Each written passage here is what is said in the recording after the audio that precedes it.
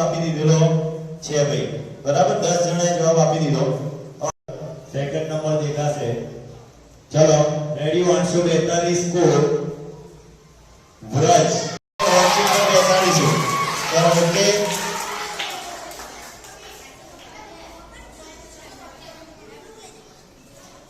ચલો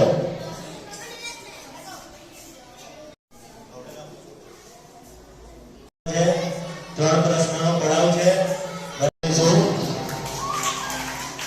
તમારા માટે પહેલો પ્રશ્ન ચાલુ થઈ રહ્યો છે, તો તમારે સ્ક્રીન પર જોઈ અને એનો સમય આપવાનો રહેશે.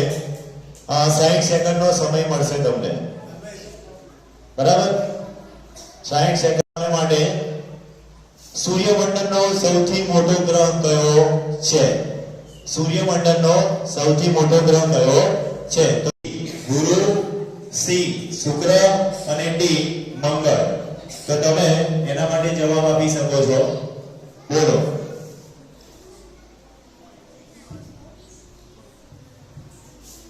સૂર્યમંડળનો સૌથી મોટો ગ્રહ કયો છે? બુધ, ડી ગુરુ, સી શુક્ર, ડી મંગળ. તો જવાબ આપો તમારી સાથે. 60 સેકન્ડ છે. કેટલી સેકન્ડ થઈ? 30 સેકન્ડ પૂરી થઈ ગઈ છે.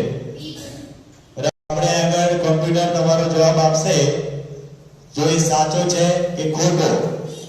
ડી ભાઈ કમ્પ્લીટ જવાબ સાચો છે. જોરદાર તાળી. ડી બરાબર.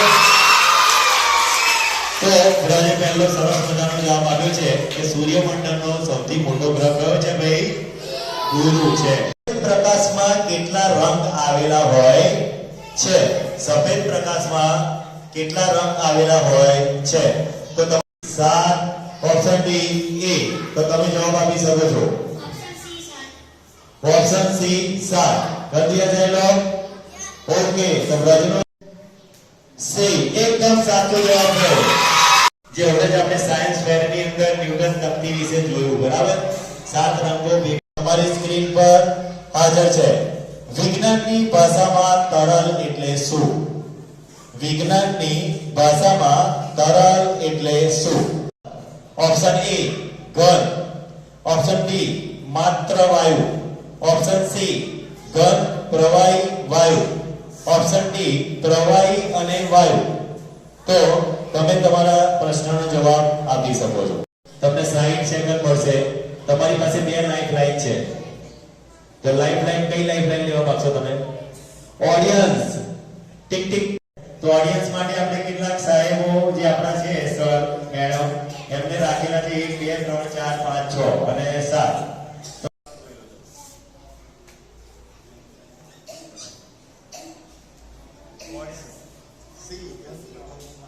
સી ઘન પ્રવાહી અને વાયુ, સી ઘન પ્રવાહી વાયુ, સી પ્રવાહી અને વાયુ, ડી પ્રવાહી અને વાયુ. નજીક આવી જાઓ, નજીક. ડી માત્ર વાયુ, ડી પ્રવાહી અને વાયુ, સી ઘન પ્રવાહી અને વાયુ. બરાબર. તો સી ઓપ્શન પર 4 જણા છે, ડી ઓપ્શન પર 1 જણ અને તો ભાઈ વ્રજ આગળ પ્રશ્ન લોક કરવા માંગે છે. સી ઘન પ્રવાહી અને વાયુ. વિજ્ઞાનની ભાષામાં તરલ એટલે શું? તો ઘન પ્રવાહી અને વાયુ. લો કોમ્પ્યુટર એનો જવાબ આપશે.